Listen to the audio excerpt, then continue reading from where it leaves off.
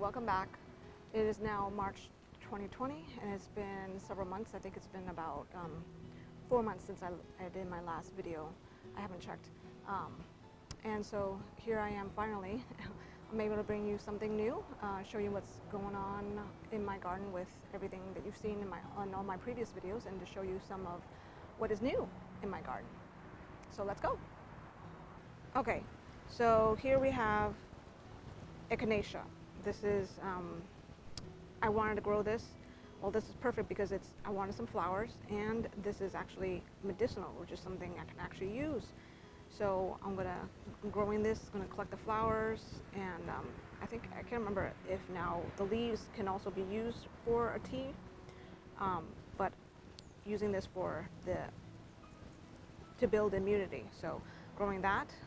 And then here in this pot, cilantro was just not really anything new, but I have not really been successful yet. And I should have definitely sown the seeds for cilantro much sooner, because March here is a little kind of too late for that, because they don't like the heat. It's a cool weather plant. But I'm going to grow what I can, and I've read that if you do succession plantings, then you can have it all summer long. Obviously they will bolt pretty quickly, but at least you can get some, you can harvest some cilantro before it gets to that point. And I think I've had this, yeah, I'm pretty sure I have had these in my last video. These are regular chives, and then these are garlic chives. And here with the regular chive, I had several flowers bloom. And so here's the newest one that just recently bloomed. They're really pretty. And I've already cut off the older ones, but here's an old one where most of the flowers did not, what's the word? They're not making any, they didn't make any seeds, except for this one right here, which except for this one right here, if I can get it. But anyway, this one right here, it will actually, inside it was green, but now it's drying out and it's turning into a seed, this one little thing right here. Probably can't really see it too well, but the seeds, the one seed that I got in the other flower bloom, I just put it right back in the pot. And here I've got still the Suriname cherry. I probably should just put it in a bigger pot. Maybe it'll grow a little faster. Because it's quite slow growing. And of course I got my green onions right there. Oh, and here the rosemary plant is all dead. I have to get a new one or just buy some seeds. This actually was given to me by a friend, and then we left for 2 weeks in January and came back, and it was all dried up. There were still parts of it that were still green, and I thought if I watered it, it would still survive, but nope, it's all dead, unfortunately. And here is the dragon fruit, and I definitely need to transplant them into and separate them and put them in a bigger pot, because they really haven't grown much more than this. It's been like this for quite a while now. And here I have zinnias. Of course, these are flowers they're not medicinal. And here's the newest, here's one of the biggest ones. All these other ones that have bloomed, and several I've already cut off, deadheaded. They were single blooms, single petal blooms.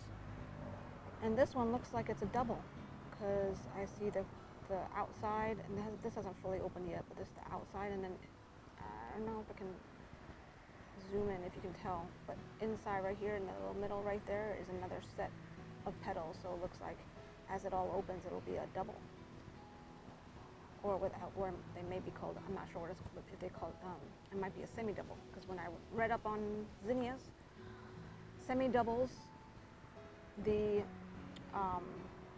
oh gosh, I can't remember now the name of the actual center of the flower where insects, butterflies and stuff would like to feed off of, that in a semi-double they're exposed, whereas a regular double, all that is actually hidden.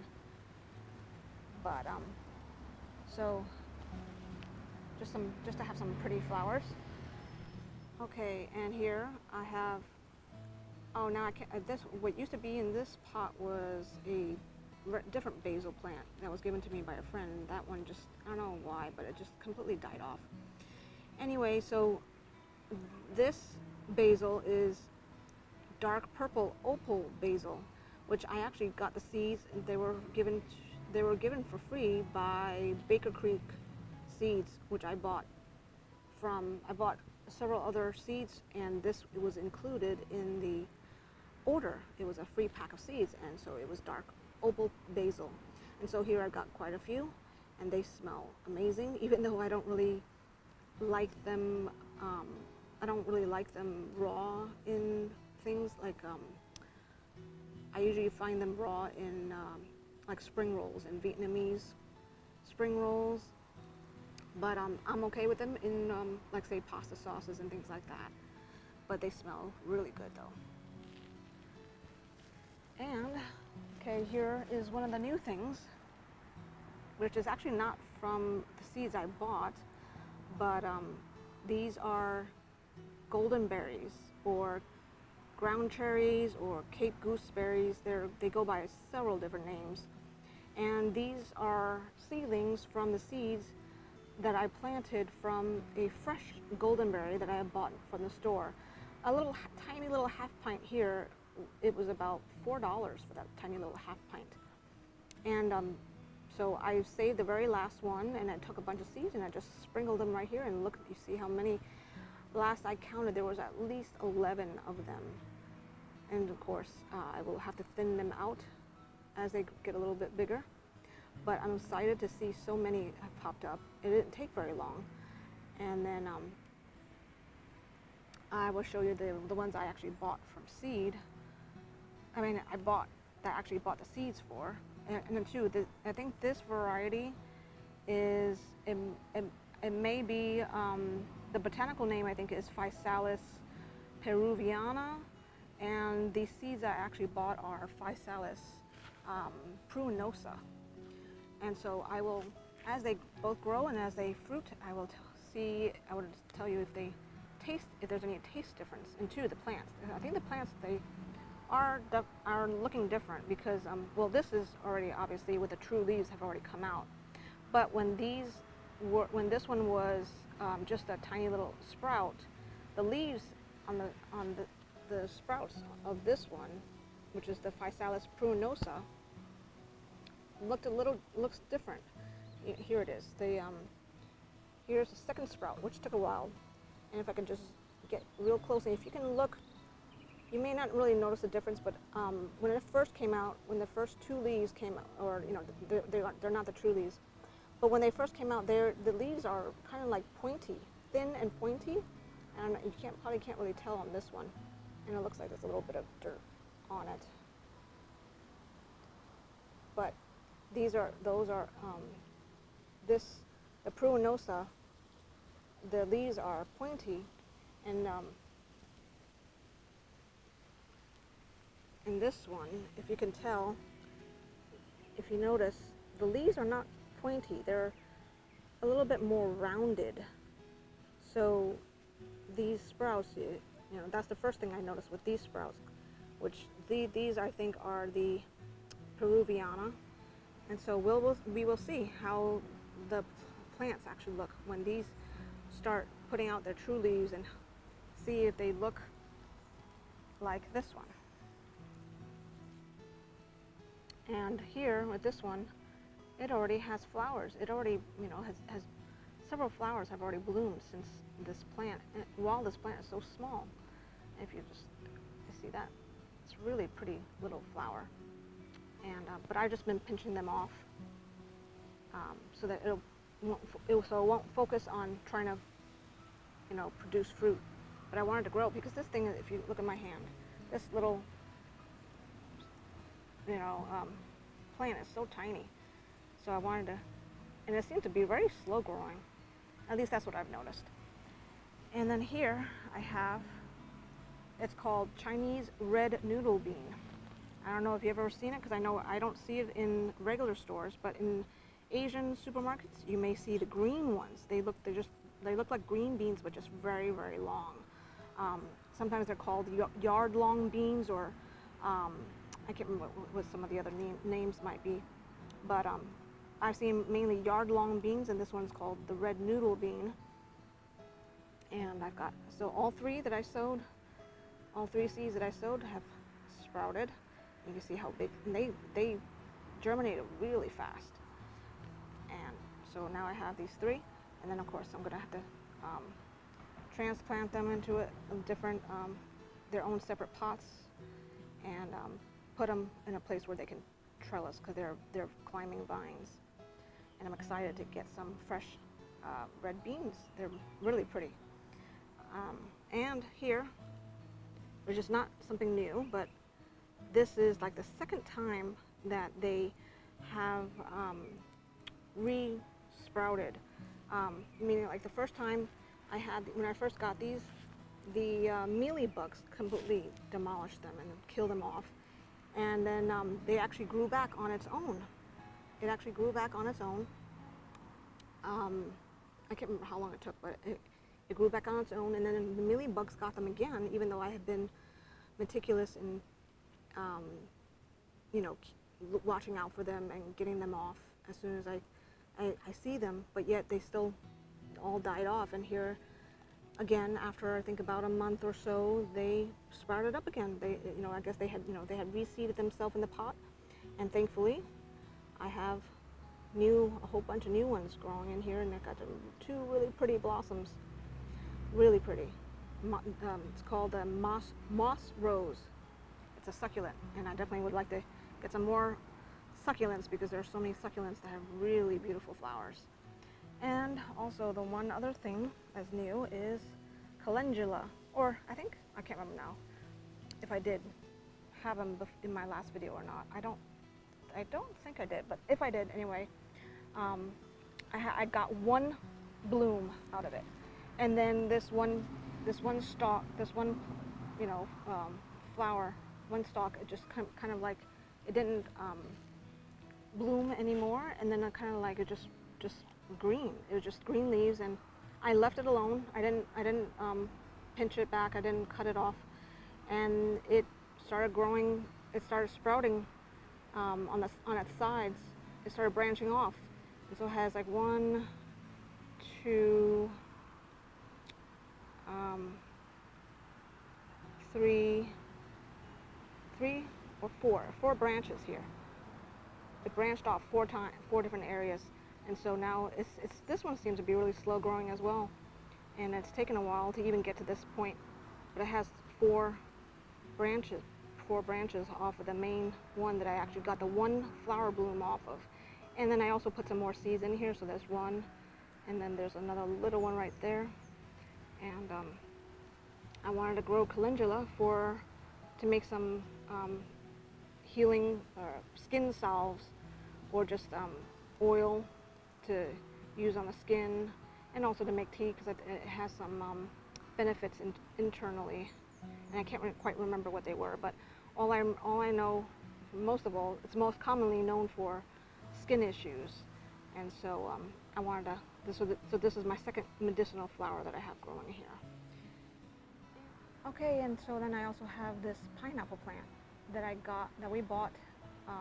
got from the top of a local pineapple that was sold by a local farmer here. And this is about, I think, several months old, because it was sometime at the end of last year when we bought the pineapple at a little farmer's market. And this is in a 3-gallon pot, and it's quite big, and it's quite a pain to transplant because of all the sharp spines on each of the leaves. But so we got a pineapple, and we'll see how that goes. Of course, all of this is all an experiment for me, because I've never grown pineapples before, and that's the fun of gardening, experimenting. And here I have the avocado. It's an avocado tree. As you can see from the brown tip leaves, it's not doing very well, but it is bouncing back. It got a lot of new growth, right there. I had transplanted this from its 3-gallon pot to a 5-gallon pot. And if you see, notice too here it had branched, and this branch had completely died off. But with this new growth, it looks like it's doing well. It looks like it's adjusting to its new 5-gallon pot home, and we will see how that goes. This one is a lemon tree. It was previously in a 1-gallon pot, and I transferred it to a 3-gallon pot. Finally, I was able to get a lot of repotting and things like that done with quite a few of these plants that I have and trees, and it is quite big. I don't even know if this is 1 or 2, because looks like it's coming from 2, but I originally remember only 1 seed sprouting, so I don't know where the second one came from. But so I just kind of consider this one as 1, and I've just been keeping it as 1 for right now. I guess we'll see, and then if I really need to, and next time when I repot this, and I guess we'll see if it can be separated into 2, or if it is just 1. Because when I repotted this one, I couldn't really quite tell, and or I didn't really actually break it apart. I didn't really break it apart to really see if it was 1 or 2. But for right now, I'm gonna leave it like that, and it is getting big. The leaves smell really good too. It's like when I rub my hands on the leaves and I smell it, my fingers, it smells. It has a lemony smell, which I never knew that the leaves actually had a lemony smell, but they do. Especially when you tear a leaf open. And then here is my big aloe plant. It has grown so much. I can't remember. The size of it was quite small when I first got it from a friend, and it was in a 1-gallon pot for the longest time, and the roots had gone out of the pot on the bottom. It had grown into the ground, and so it had gotten this big while it was in the 1-gallon, and I just recently transferred it into this 3-gallon, and it is huge. And then behind that is another avocado tree, and you can see from the leaves it's not brown like the other one, and this one has been doing much better. This one actually is still in a 3-gallon pot. I have run out of pots, so it is as soon as the stores open back up, I will need to get some more pots, bigger ones. And this one, as you can see, it's all green, and it's doing much better than the other one, except for this part. You see, it's gotten brown. I'm not sure what happened here, but these 2 branches died off, and got this one is still surviving, so that is good. This one and the other avocado tree, I think are about 2 years old, and I think 2 or 3, I'm not quite sure. And this mango is, I think, pretty close to 3 years old for sure. It has gotten really big, and I finally transferred this one into a 5-gallon, and it already is outgrown it. I need to transfer that one into like a 15-gallon, I think, at the very least. But it is pretty big, and I had pruned it at the top here, and it has 1, 2, 3, 4, 5. It has branched off 5 times. It's branched 5 different directions, and so to keep it in a size, a more manageable size, so it doesn't go straight tall. It doesn't go straight up and make it very difficult to keep it small and to be able to harvest the fruits. Oh, and this sea grape tree, I will have to leave it here. I definitely will not be able to take it with us whenever we do move. Hopefully we'll be able to get our own house soon. And this is in a pot, if you can see right there. That's the pot. And it's still in the pot, but it's totally gone into the ground. So there's definitely, I'm not going to be uprooting that. And as you can see how big it is, It is very big, and I've pinched it off several places, so it's branched off a lot. And I actually am going to put my beans right next to this and let it trellis right on this sea grape tree. So its own natural trellis. That's my plan, so we'll see. Okay, and so here also I wanted to just quickly share this little pile of eggshells that I have here. I left them out here to bake in the sun, to sanitize them and kill off any of the germs in them, and then crush them all up and put them in the compost pile. So that's what I have these for here. Okay, so here is 2 days later from earlier in the video where I showed you this zinnia. It is now fully open, and if I come from the side view, you can see all the petals, and that's why this one is I think it's a semi-double, and here it is from the top view, and it's really pretty. This is in comparison, compare it where it has, look at all these petals versus the small one here.